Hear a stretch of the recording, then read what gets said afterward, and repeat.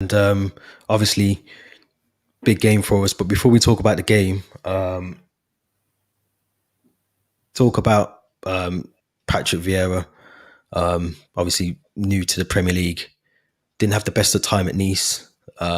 Brilliant player, I think we can all agree that. But in terms of what his expectations are, I suppose, taking over from Roy Hodgson, who, for me, done quite a very an okay job. He done well, sustained a team, got the best out of the squad. But what's your thoughts initially on Vieira coming in and the signings that you've made so far? I'm extremely excited about this project that we're on at this moment.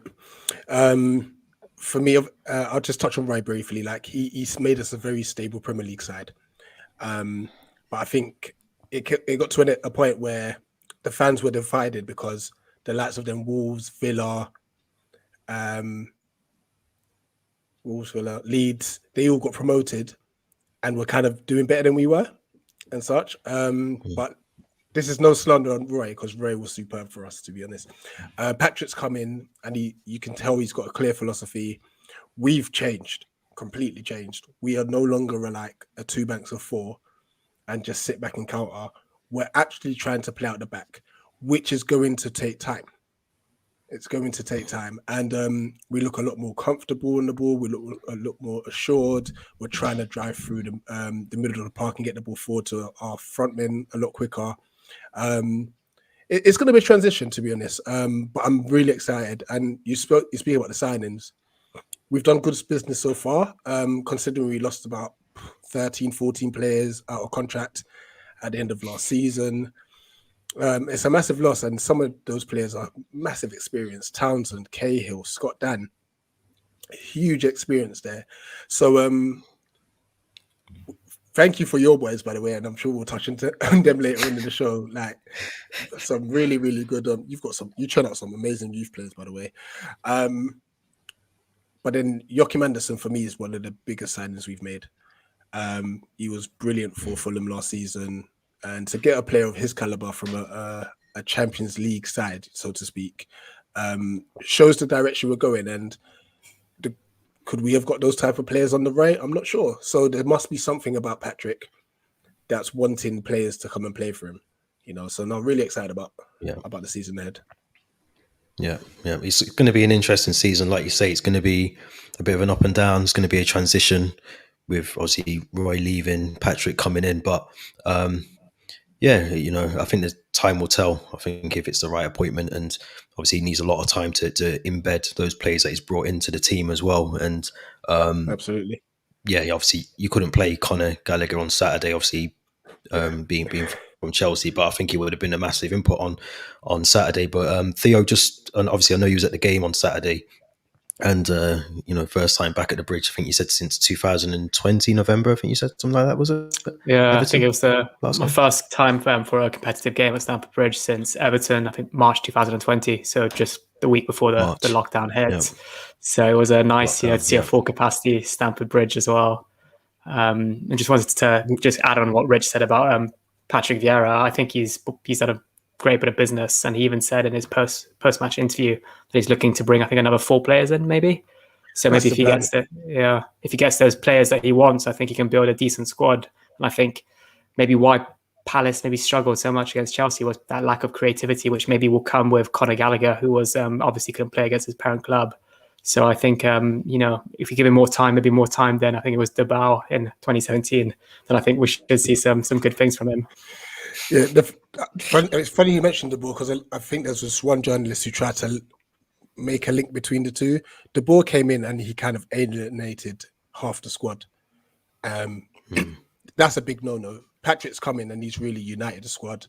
There was a Palace 11 side pre-season friendly against Brentford B last week, and you got some of the first team guys to come down and watch it. And it had a lot of the youth team players there. So it just shows there's a more united environment. The ball made a mess. He had to go. He had to go. I think we'll be a lot more patient. This time around. There's been mention of Kabak, I think is one of the names I read recently, and also Kurt Zouma coming in. to Crystal Palace. Would you take either of Zuma or Kabak as an option at centre back? I'll take Zuma. Not saying like because Kabak he did struggle initially at Liverpool, then he found his feet and he was actually very, very decent. But Zuma just has that bit more experience in the league. The physicality at the back will be a massive benefit for us, to be honest. And he's won things as much as I know he divides opinion for Chelsea fans. He's won things with you guys. So if I was to pick out the two, it'd definitely be Kurt. And he's a good player. He's still obviously got a lot of experience behind him, and I'm sure there's room for development still within him. He's a centre back, so they can play beyond 30 plus if he keeps himself fit. And like you say, he's a serial winner. He's won stuff. So it will be interesting. But moving over to the game, I've got to do it, Rich. I've got to bring it up. 3-0. 3-0. So like I mentioned, Theo, you was there. You was at Stamford Bridge. What was your initial thoughts when you see the lineup that we went with Tuchel? Was you impressed with what you got to see? I think the lineup made complete sense, just like the Super Cup, in terms of which players were match fit, I suppose. We spoke about potentially, I think you thought Chilwell might start as the left wing back. I thought Alonso would, pretty based on his pre-season and the form he was coming into the game with. And I think, the lineup, Tuchel's starting 11 paid off in a way because, we got the two goals in the first half, which we needed, I suppose, to have a more comfortable second half. I thought every player played their part. Chalobah was superb as one of the three centre-backs and a player that, purely merited off his pre-season. I think if I had to pick out two players that really stood out for me, the two I mentioned, Chalobah and Alonso, I think they changed the game. And then obviously it was a shame not to have Kante and Ziyech out injured, but it just goes to show how much depth we have in the squad and how many options we can pick from. I think Kante's back for Arsenal this weekend, so I think that's a huge plus for us, and Lukaku as well, which I think we'll talk about, possibly if we cover briefly the weekend's fixtures. But I think it was a great, bear in mind it was our first kind of competitive game after, of the season. I think it was a great performance, and I remember Palace, beating United at Old Trafford last season in the first game. So I think, it goes to show that we were kind of up to it today, whereas against a decent Palace team. And I think, as we spoke about Vieira and the players he's brought in, especially in that second half when he paired Joachim Andersen up with Mark Guehi, I think those would be the two starting centre-backs for Palace across the season. So I think we saw a very decent game against a tough opposition who we've had a very good record against them. And obviously, I just want to say about Pulisic, he got his, I think, 5th goal in 5 appearances against Crystal Palace. So I think he's becoming a bit of a Crystal Palace to score. Yeah. I'm sick to death of seeing Captain America. Honestly. For me personally, just looking at the game, I feel we started off with the wrong shape. We've been playing 4-3-3 most of the season. I believe we went 4-4-2. I don't know what's happening with Benteke. I don't know if he's still not match fit yet, but I would have played him anyway.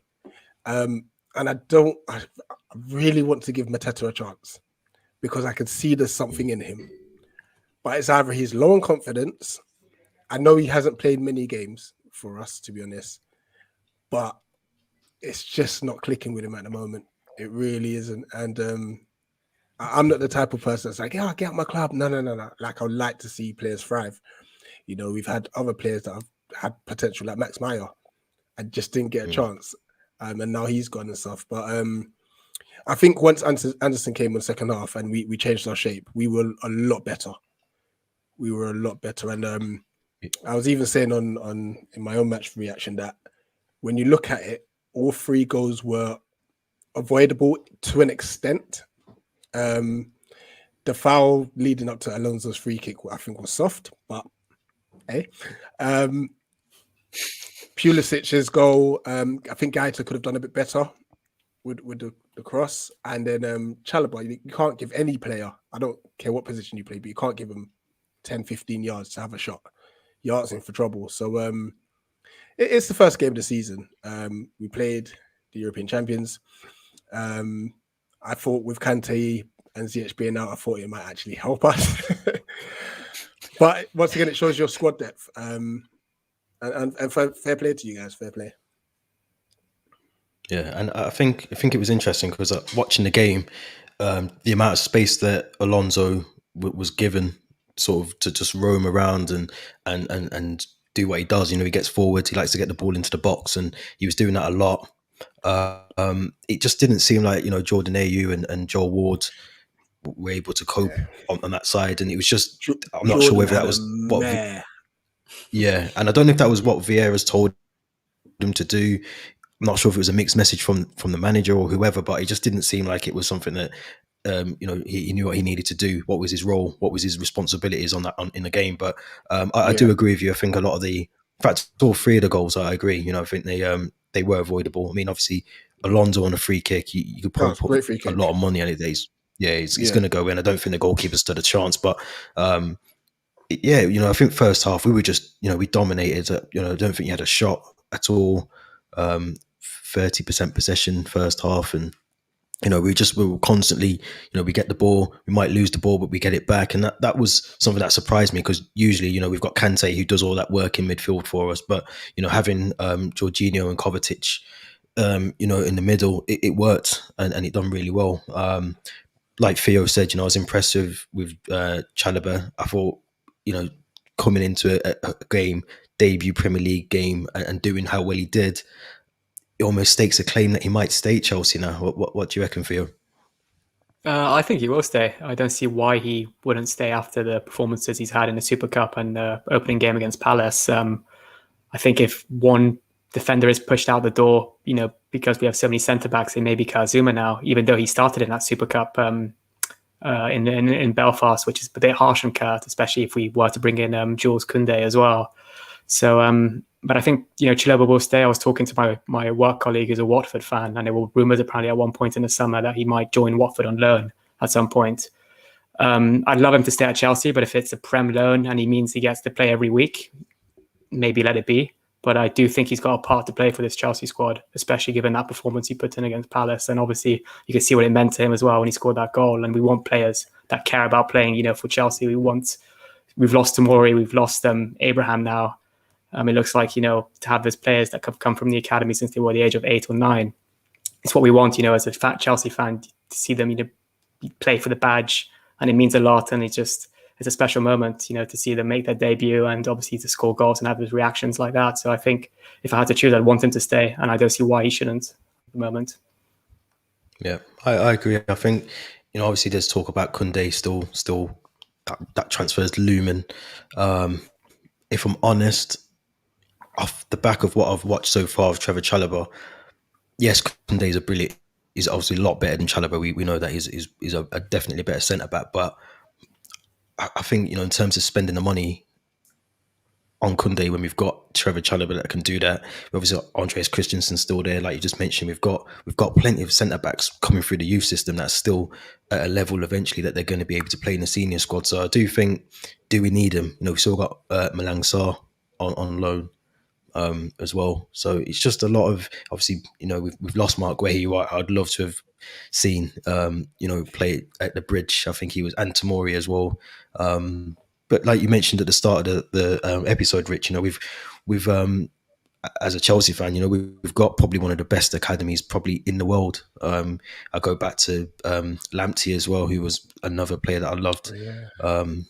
He just never got the opportunity, but injury permitted, I think he would have had a brilliant season last year at Brighton. But I just wanted to ask you around, obviously Patrick Vieira's come in, you mentioned he's changed it. It was usually 4-3-3, I believe, that you used to play under Roy Hodgson. Do you think sticking with the 4-4-2 is going to work for Crystal Palace moving forward? Or do you think, is it just the fact that you played the Champions of Europe, just coming off the back of a Super Cup win as well? First games of the season are never easy anyway. We've seen that yesterday with Man City against Spurs. So do you think he needs to change it for the next game? I mean, funny enough, Ray went to 4-4-2 last season, and we've always actually been a 4-3-3 team. I don't know why Patrick went 4-4-2, because we've played all pre-season, we've played 4-3-3, and it's worked. Jordan's been a bit higher up the pitch because of it. He just looked a bit lost at right midfield. And I think it allowed as much as Salah had a good game, it allowed your defenders to have an extra. It allowed one of your defenders to come out from the back, and then your press was relentless. Now, obviously, we're now trying to play from the back. So what I'm actually happy we experienced this, because against the better sides who press a bit more fiercely, we're going to have to move the ball quicker. So to experience losing the ball in transition and such, I know it sounds mad. It's thinking, oh, but you lost 3-0. No, but listen, we've got to learn from this. You know, if it was against like a Norwich or Watford, I'll be fuming. We're playing the European champions. So whatever we've done wrong from Saturday, we need to go and put those things right against Brentford this weekend, who are absolutely buzzing at the moment with their result. But no, I'm like I said, I'm happy with Patrick. I'm happy with his ideas, his philosophy. Like I said, I was just a bit surprised he went 4-4-2. Once we changed the shape, like I said, we looked a lot better, which shows me that he can adapt mid-game. Where Roy would wait 70, maybe 80 minutes to make a change. So that there's positive signs there. It's just I think once we get our first win and then our second win, I think we will then start getting into a bit of a rhythm. You know, the first game of the season is never easy. It is never easy. So we don't need to go burn down the hatchets or burn down houses and that. Listen, Saturday's game, it's just so much more important now. Yeah, I'd have to agree. And there was always talk about Frank Lampard at some point potentially taking that job, I think, before Patrick got it. And I know, Theo, you've mentioned it a few times as well, that it seems probably a better fit for Frank. So do you reckon that would have been maybe the better option to go maybe with someone who's had that experience in the Premier League as a manager, to probably take that job on, Patrick? I mean, plus maybe it's just a bit of Chelsea bias coming in here. Yeah. But I think Frank would have done a superb job at Palace. I know it for a fact. You know, the players that he could have brought in, I think he would have probably brought in Guehi, Gallagher, very similar players from Chelsea. But I think that, as we spoke about, I think the project that Patrick Vieira is trying to put in place, and the fact he's still after another 4 players, is very, very exciting as well. And I think even managers got fantastic ball power. I think, you know, they're probably the players, you know, that are coming up now would have watched them growing up, the likes of Lampard and Vieira. So either way, they would have probably been really attracted to play under their type of football potentially, and also learn from them as, you know, fearless midfielders. So I think it's only a matter of time now before we see Frank Lampard back in the Premier League in some kind of manager role, or even whether it's back at, I don't know, in the England setup potentially. But I think, as I said, I'm excited to see Vieira. I'm really excited to see Vieira. And as I said, I think he'll be given a 4th season for sure. And I think, as Rich said, we shouldn't judge him on that first game. It should be more than that. I think the Brentford one this weekend will be huge, because I think massive, exactly. I think they're coming out of a very good result as well. They've got all this hype, and as I said, they're buzzing. No pun intended, being the bees. But but I think that's a really important game for them. And I think as well, I've seen Gallagher. I mean, this is my Chelsea coming out again, but I'm really excited to see Gallagher. We spoke on a previous episode about, you know, I think going from West Brom to Palace is a huge step up in the Premier League, I think. And I think now that he's going to have a brilliant manager to learn under in Patrick Vieira, I think will be huge and really beneficial to him, hopefully when he comes back to Chelsea next summer. Yeah. Just on Frank Lampard. Just on Frank Lampard, there were rumours that he felt like he deserved a bigger club than us. So whether they're true or not, I'm not too sure. But I would have been happy with him because of his ability to work with youth. And we've just set up an amazing academy. We're now a Category A status academy, and there are some talented youths in our, coming up in under 18s and under 23s. Jez Raksaki, please, he came on against you guys. Watch out for him. He's going to be an absolute player, you know. And there's a few others in the wings and stuff. So, yeah, I would have taken Frank. I'm just, and I don't want to sound like I don't like British managers, but I'm just glad it's not the usual carousel of like the Sam Allardyce's, Pulis's, like the same pool of managers that seem to get jobs. I'm just glad it's not one of them, to be fair. Yeah. and it's good that it's a manager that hasn't managed in the Premier League. I think that's going to be, we're going to see something different from Patrick as well, which will be interesting. I think it will only be better, over the season. Brentford's going to be tough. I mean, they played really well against Arsenal, and you see teams come up from the Championship and they're on a high. They're still playing like it's a cup final every game. So it'd be interesting to see that. But I just wanted to talk. There's obviously a question there about Mark Guehi, and as Chelsea fans, are we gutted to lose him? 100%. He's someone that I think will go on leaps and bounds and definitely get to the highest heights. He's got that sort of about him, that he looks like he's someone who can go down as one of the best central defenders. So for me personally, it's a massive loss, probably more bigger than Tomori. Those kind of players, you see them come and go, but Guehi, he's something special about him. And I think going to Palace, we're going to probably see a lot more of that now. He's going to get a lot more game time as well. But I don't know, Theo, what's your thoughts? I'd fully have to agree. 100% really gutted to lose him. I remember watching him make his Chelsea debut in the first team, I think against Grimsby in the League Cup final under Frank Lampard's first season at Stamford Bridge. And he looked so composed on the ball. He looked like, he'd been playing the game for forever in a way. And when we sold Tomori, in the back of my head, 6 months at AC Milan, it was almost, it was for sure that he was going to be sold on a permanent deal. And I always thought to myself, it's fine. We have Mark Guehi, we can fill in that role. And then, especially those Championship, playoff games against for Swansea, I think he was man of the match in both of them. Forgot who they played. It wasn't Bournemouth. I think it was someone else. But he was fantastic, and I think he's really looked to show that promise at Swansea. And I thought maybe a Premier League loan this season, but obviously we sold him permanently for very good money though, 25 million, which probably funded a large portion of the Lukaku fee. So really gutted to lose him, but at the same time, I'm really excited to see him in the Premier League. He's one of those players that, similarly to Gallagher, deserves to be playing week in, week out. And I think he will be really liked by the Crystal Palace fans as well, in a way that he'll be playing a lot of football. We love him already. Just send him our way. We'll look after him. Yeah. I'm sure. I'm glad he's liked, and obviously that like for him will probably only grow more from now, I think. And I wouldn't be surprised as well if he's some kind of involved in like a young team of the year or something like that, because I think he's a fantastic player. I mean, we've still got Ross Barkley on the books as well. I think Bakayoko's still there if you want him. Oh my! Babarama, drink water. No, thank you. We can send them down.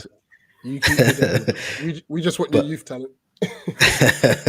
I wanted to have a quick mention around Timo Werner, because I think obviously Lukaku seems like he's going to be starting against Arsenal at the weekend, and watching Timo Werner on Saturday, it almost made me realise why we've had to sign. I think we would have gave Inter Milan a blank check if it meant that we could get number 9, because Timo Werner does everything correct. He gets in the right, plays off the last defender. He makes those brilliant runs. He stretches defense.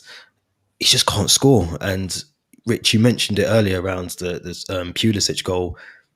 Okay, I mean, it came at him very fast, and he maybe, but for me, Werner's he's doing everything right. He just can't score.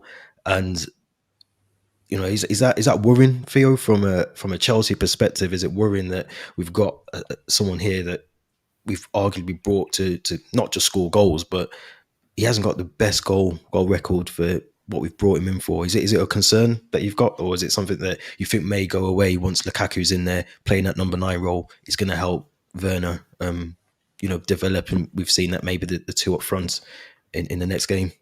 I think last season he had a lot of pressure because he was brought in to probably have a 20-goal season in the league, and that's because that's what he did at Leipzig. And he still had, I think, 22 goal involvements in all competitions across last season, which is quite impressive for a first season. And obviously not having the fans, being probably home alone with COVID, or, the COVID period, not being able to explore London. We have to remember he's only 24, I think, 25.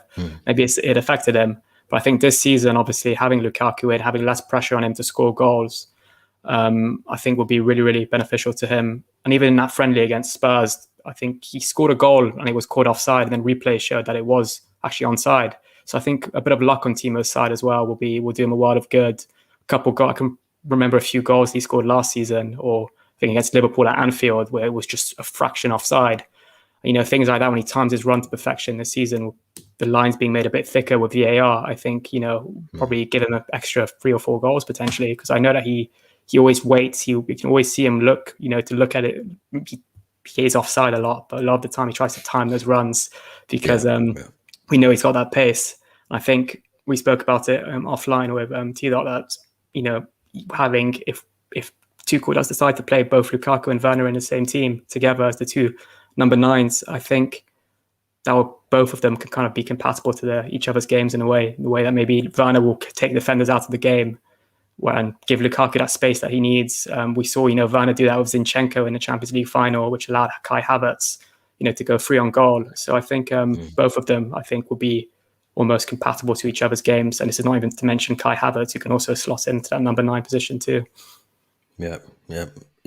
Rich, you agree? Absolutely. As much as Werner hasn't scored, and I think this all stems from this whole now GNA era, where fans don't watch the game anymore. We've said it before. Yes, he hasn't got the goals, and he should have had a lot more goals than he has. Some of the open goals and stuff, and the chances he's missed are ridiculous, crazy. But what he actually offers to your team, the thought of teams trying to play a high line and they're thinking, actually, we can't do this because Timo Werner's there.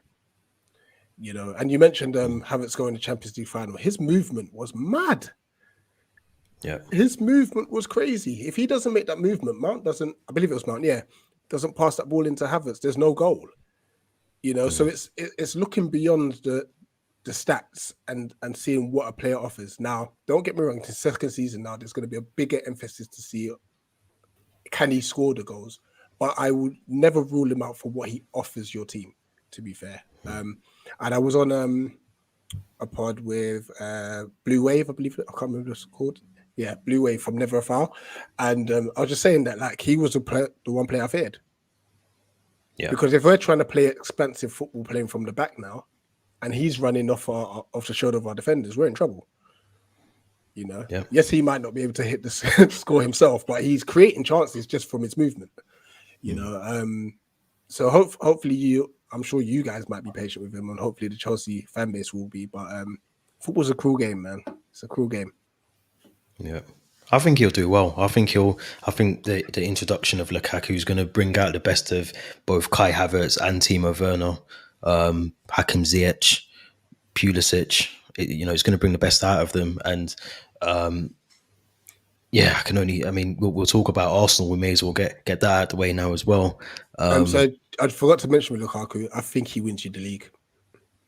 Yeah, that was going to be one of my questions at the end, but I agree. I said it on the last episode that we did. I think we didn't need to bring in wholesale changes from last season after the back of winning the Champions League and the way that we've played and the way that Tuchel plays as well. And Theo, you mentioned the depth that we've already got in the squad. It wasn't wholesale changes needed. We just needed a number 9, which we've now got. I mean, we talked about Haaland for weeks, offline, me and Theo, and I'm happier that we've got Lukaku. And I know it sounds mad, but his numbers are brilliant for the Premier League. That's what we need. We don't, if Haaland's not available, we've got the next best thing, and in Lukaku. So we can only be eager and anticipated to see what he's going to be able to do for us. But Arsenal, I mean, I don't know if you got, that was literally my face for the full game. Perfect time to play them potentially, Theo. I want to say yes and I want to say no. I mean, I'm remembering last season, I think we played them just after Christmas, or maybe a couple of days before Christmas, around the Christmas period, and they were dreadful in the build up to that game, and then somehow we managed to bottle it and we lost 3-1, I think, in the end, and it could have been a lot more for Arsenal. But I think things are a bit different this season. I mean, I looked at that starting 11 against Brentford and the way they played, and it was almost, I don't want to be mean, but like 11 headless chickens running around the pitch. I mean, I know that they didn't play Saka. I think Saka's probably their best player this season. So I'm sure that he'll play on Sunday, and he'll be probably their focal point if they are to get some kind of goal or creativity. There's rumours about Aubameyang leaving now. They want to sell him. I still think that he's got something to offer for them. But at the same time, looking at this Chelsea side, I think they will need a miracle, which Arsenal, they've been a bit of a bogey team at times in the last couple of years. But I think this year almost proved too much for them. I think Tuchel's game plan, and also, as we said, the squad depth we have, and Kante coming back, and arguably Reece James and Ben Chilwell being match fit now. I think I can't really see maybe having a full capacity Emirates might benefit them, but on the contrary, it might not if the pressure's on Arteta. So yeah, I'm excited, and I actually was watching the Lukaku interview before recording this, and saying how he's got unfinished business and how Drogba and Anelka were his mentors before, in the last couple of years. So I think he's also going to be wanting to start off second spell with Chelsea with a bang, definitely. So I'm almost expecting a debut goal from Lukaku now. Yeah, it'll be nice. It'll be nice. I think going back to Friday's game, just watch. Well, not even Friday. The problem with Arsenal for me is that they don't have a Tony Adams, a big voice, a vocal person. They don't have a Thierry Henry. They don't have a voice. You look at their team. You look at Chelsea. We've got Thiago Silva. We've got those big, statues of players in the team. United have got a Paul Pogba. They've got City have got Fernandinho or Kevin De Bruyne. Someone who's just you're looking right. He comes on. He's going to make a difference in the game. You look at. I mean, Arsenal are relying on Saka, brilliant player. Smith Rowe, brilliant player, but they haven't really got anyone that you can look at and say, they're Patrick Vieira, who was arguably one of their best players and the vocal person in that team. So I think this is the perfect time to play Arsenal. I think they'll be deflated from Brentford, who I'm assuming they went into that game thinking they were going to win.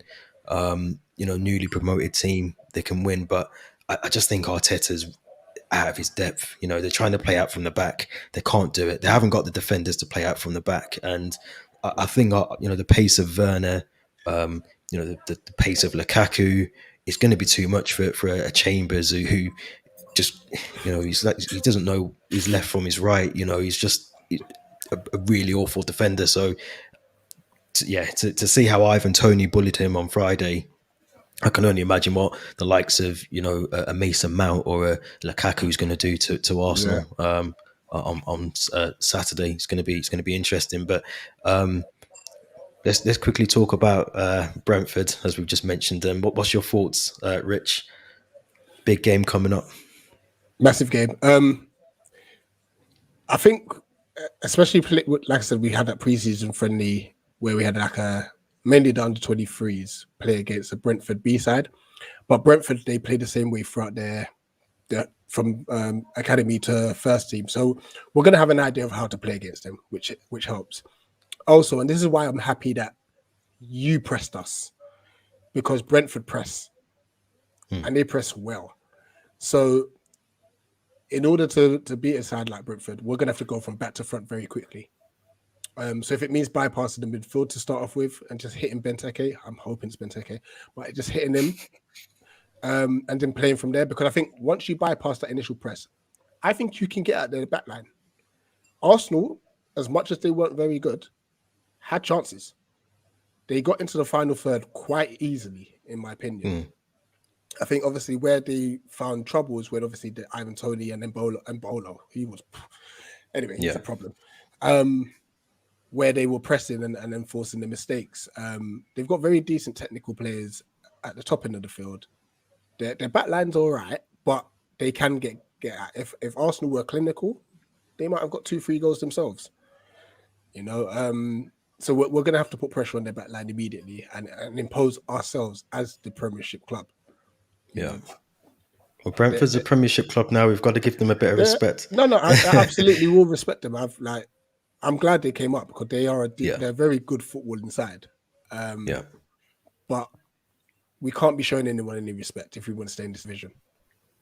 Especially in this year where we've got so much of a transition. This is going to be our hardest year. Yeah, I have to agree. We have to just go out there and just impose ourselves from the get-go. So you're going for a win? Palace win? I reckon we win. Yeah. I reckon we win. It's going to be interesting. It's going to be interesting.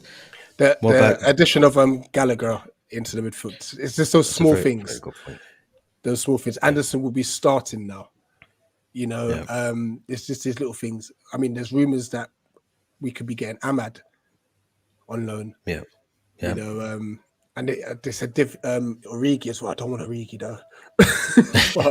but we I don't think Liverpool want Origi, to be honest. We've been shafted by Liverpool too much. But we need another forward. We do need another forward. So we'll see. We'll see. I think the introduction of Benteke and, like you've mentioned, Conor Gallagher. I think Palace would be eager to go. I'm sure they'd love that game to have come the day after, the Chelsea game, just to get it out of the system. But I think it's going to be a really good game. Looking forward to watching that one as well. But I think going back to the Arsenal game, I think the introduction of Lukaku, my prediction for that would probably be 3-0. Mendy clean sheet again. It could be anything, you know. Yeah. It could. You're right. It could be, but I think 3-0. Would Aubameyang be back? Because there's rumours circulating that Barcelona win. They can't afford them. But I think they're trying to put in Coutinho as part of their right. That's a very good deal. He's on good wages there at Barcelona, so it's it gets the wage bill down, doesn't it, as well? If Aubameyang takes a wage cut, but whether he's back, I'm confident in the centre backs we've got. I'm sure Chalobah could put him in his back pocket and keep him there for 90 minutes. But Theo, what's your prediction? What would you do for the lineup? Would you keep it as we did on Saturday, or would you maybe bring in a Chilwell or leave Alonso because of how well he played? Would you change anything? I think it's almost harsh dropping any one of those 11 players because they played so well on Saturday. But what I would do potentially is bring in Kante, maybe for Kovacic, seeing that he played the 120 minutes in Belfast and the 90 minutes, I think, on Saturday. And I would maybe give Aspi a rest as well at right wing back and maybe bring in Reece James. But otherwise, I'd keep the same lineup, and obviously Lukaku potentially for Werner, or depending on what the formation is, 2 strikers or wingers. I'm not too sure, but I think Lukaku, Reece James, and Kante are the 3 I think I would bring in. And prediction wise, I think this Arsenal team does have a goal in them because they're at home, obviously. And I think, as Rich said, if Aubameyang does play, I think he is a good player. We know what he can bring to the Arsenal team when he's on form.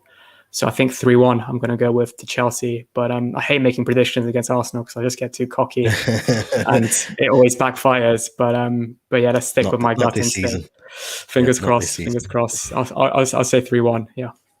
Yeah. I do hope you win because we need as many clubs down the bottom. Well, this is going to be a really testing season for Arsenal. I think they haven't got any European football. They've got really no excuse to do well. And when I say well, I mean break into Europa or top 4.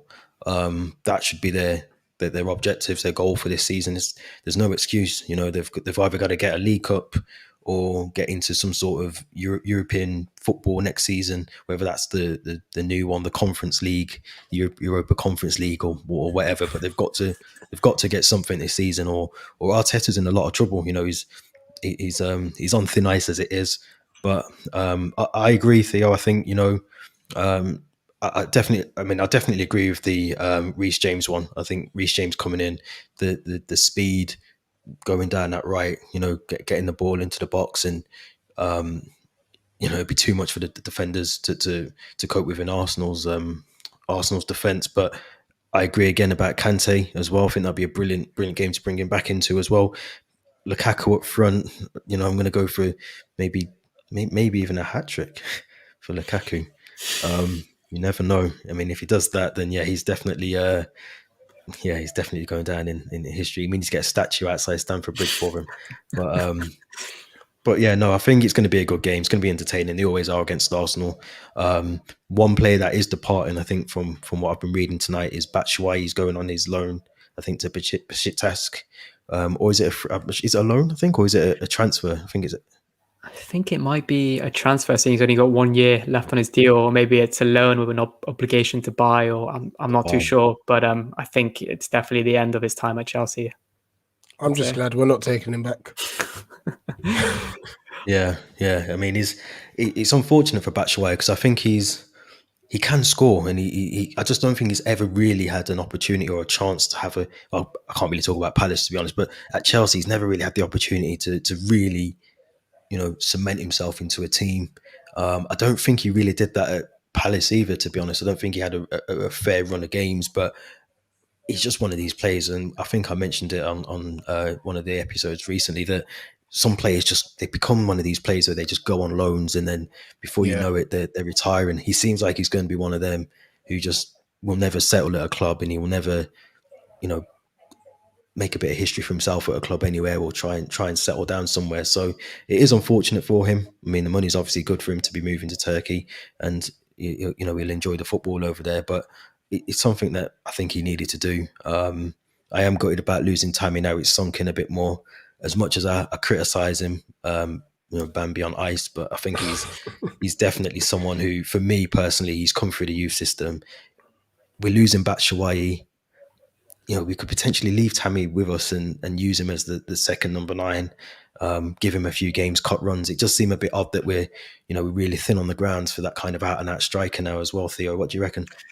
Yeah, it's yesterday I was just looking at that picture of Tammy, Tomori and Mount celebrating after the victory at Molineux, or the three of them together. Tammy has got the match ball, and I kind of got a bit emotional thinking, 2 of these players are now gone. I thought those would be the 3 players that be at Chelsea for years to come.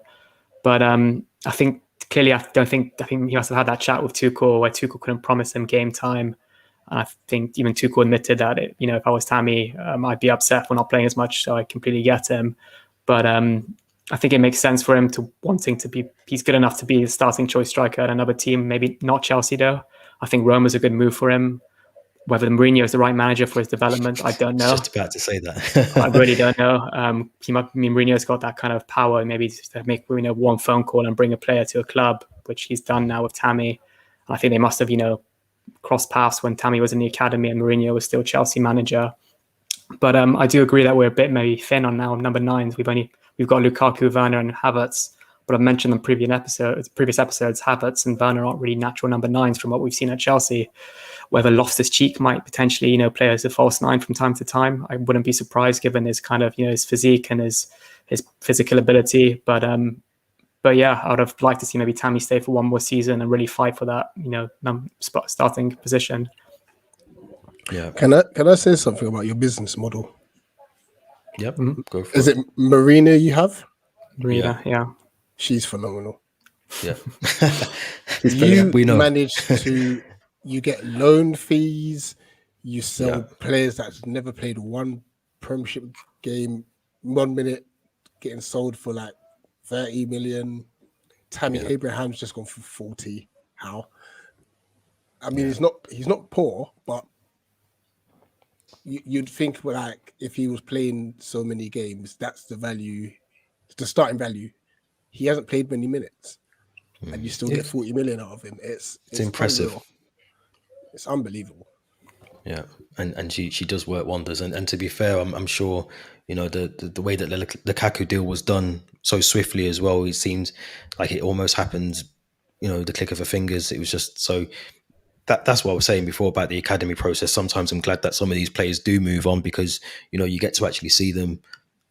Another one, Billy Gilmore moving over to Norwich for the season, I think is a perfect move for him. So I think even those loan moves sometimes do benefit the players. We've seen Kurt Zouma go out to Stoke and Everton, come back, and that was come back after the horrendous injury, come back and he's put himself back into the starting 11 at some point. So I think it's definitely it works in some ways in terms of how we do our transfer activity, but there are times where we have signed some stinkers, and I think we can admit that we've definitely signed some bad players, but which club hasn't? So I think we can can all sort of put our names in that hat as well. But just before we wrap up, Rich, if you just want to tell the listeners where they can find you and what you do as well, what your podcast is about. So find me at Eagle Eyed Football. Predominantly a Palace fan channel. But whenever I go live, it's about fans' views. So I always drop the link for people to call in and have their say and such. If they do, they do. If they don't, they don't. But I'm always going to give them the opportunity to do so. So predominantly Palace content, match reactions, news, whatever it may be. But then I also on Sundays, I just started this last night, do a show where any fan can call in to talk about the weekend's football and how their club's done. So kind of like a talk sport sort of thing. So I do that on my channel. For the first one yesterday, I had some decent success. I had a few Man United fans on there, obviously. Surprise. had one Arsenal fan come on actually, so I had to. That's very brave. I had to big him up for that. And so that I'll just keep rolling that. Doncaster Rovers fan came on. So I'm just branding it out to everyone, just to talk football. Like that's what we love to do. That's what we 100%. And one of the other things I'm doing is like I do like American sport. So I do kind of like shows with Americans, kind of learning a bit more about the intricacies of the game really and stuff. So I'm just doing lots of little bits, to be fair. Sounds like you're a busy guy, but anyone who's not watching the social, just give the socials of your Twitter just so everyone can find you as well. Right, so Twitter at Eagle Eyed Ball. Also on Instagram, so that's Eagle_Eyed_football. And then obviously their channel name is Eagle Eyed Football. So that's where you find me on YouTube. And Theo, do you want to just give the listeners where they can find you as well, and the content that we put out as well? Yep, so you can find me on my personal Twitter at Seski Time. So Seski spelled the Cesc Fabregas way, and make sure to follow us on Instagram from the shed end with underscore between each word. We're about to reach 1,000 followers. That's quite exciting, and we're thinking of doing a little giveaway as well for 1,000 followers. Maybe get a match day program or something from the Chelsea Megastore. But make sure you follow us on Instagram, and I'll be posting a lot of match day content on there as well. Yeah, and it's going to be a busy season, I think. So, it's going to be good to do these a lot more. But Rich, appreciate you coming on. I know it was probably the last thing you wanted to do after a 3-0 thumping, but I do appreciate you. You coming on. Listen, I'm available. Like win, lose or draw, man. This is fan content. Otherwise, what's the point of starting the channel? 100%. I agree. But no, I do appreciate you coming on, giving your views as well. We'll definitely get you back on at some point. The away fixture, Selhurst. We will win one of these games. 2017, I believe, maybe the last one at the Bridge, potentially. Listen, let me remind you, Benteke dinked it over your goalkeeper, yeah? I think it was early in the game as well. I'm sure it was 15 or 16 minutes in, the winner. I'm sure it was a Benteke winner early on. You need Pulisic to be injured if you want a chance of winning. That's I'll injure him myself. It's going to happen. It's going to happen one day. It's going to happen one day, but hopefully not anytime soon. But no, appreciate you coming on. It's been a pleasure. Yeah, we'll definitely get you back on. And Theo, as always, thanks for joining me as well. But yeah, this has been episode 18 of From the Shed End podcast. See us next time, and yeah, make sure you like, subscribe, and follow us, like Theo said, on the socials as well. But yeah, thanks for listening.